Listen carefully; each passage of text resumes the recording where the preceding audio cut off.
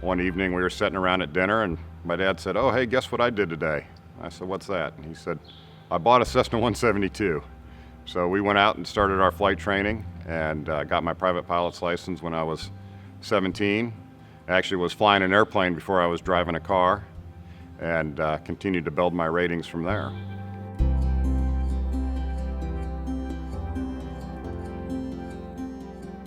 I got my private pilot's license in the 172 and then started working on my instrument rating shortly thereafter, and went off to the Air Force and the Air National Guard and flew F-16s.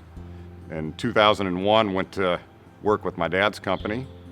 We quickly began to realize that a lot of our customers are in secondary markets, so it's hard to get there on the airlines. And already being pilots, we realized the benefit of being able to fly directly to that town and visit customers and be able to do it all there and back in one day. So our business grew as a result of being able to service those customers so efficiently. The first flight I filmed was going into Telluride. The scenery there is just fantastic, and I just did it purely with one camera. So that was my first video on YouTube, and I uploaded it when I got to Telluride. Didn't think much about it other than that. As we started to move up aircraft, we went from the 414, which is the first video footage that I had filmed, then into the MU2, and I had, I think, 2 or 3 cameras running on that. Still no cockpit audio, or very limited cockpit audio. Then when we went into the Premier, this particular aircraft we bought over in England. So my dad and I went over together and picked it up and flew around Europe for a couple weeks before bringing it back. I wanted to document that time of flying in Europe as well as bringing an airplane across the Atlantic together. I mean, that's a bucket list item for anybody who's a pilot, and certainly most people who aren't pilots would think coming across the Atlantic in your own plane's a pretty cool thing.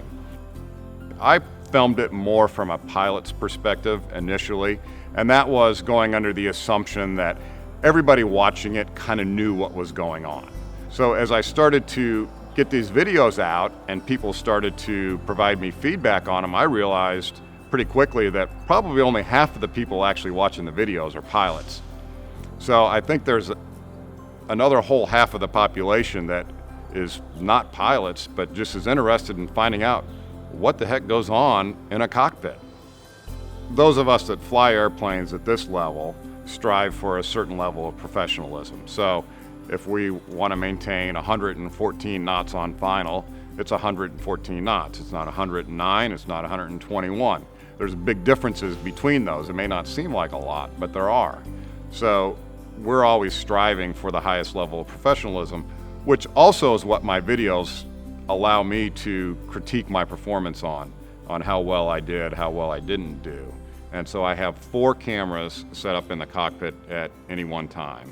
I generally have one over my shoulder, I have one forward, I have one over the wing, which I use with a patch cord to pick up the ATC audio. And then I have a small session that I kind of use as a rover that I'll move around a little bit.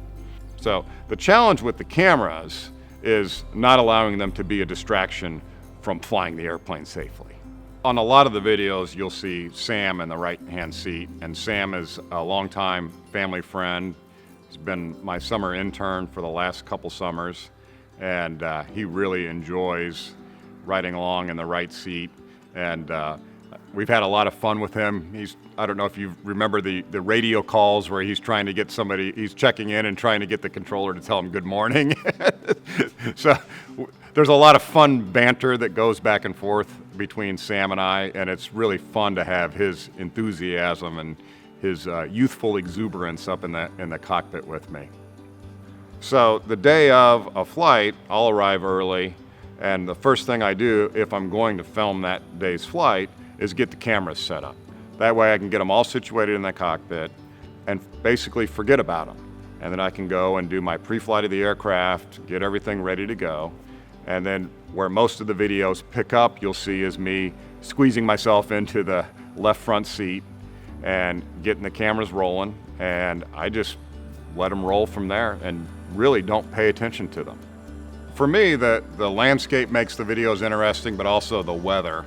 And one of the things that I really try to impress on the viewers is the significance of how powerful weather can be and how significantly it can impact your aircraft, most notably being thunderstorms. So most recently, the video of flying into Tucson, we shot the alley down between a whole bunch of different thunderstorms.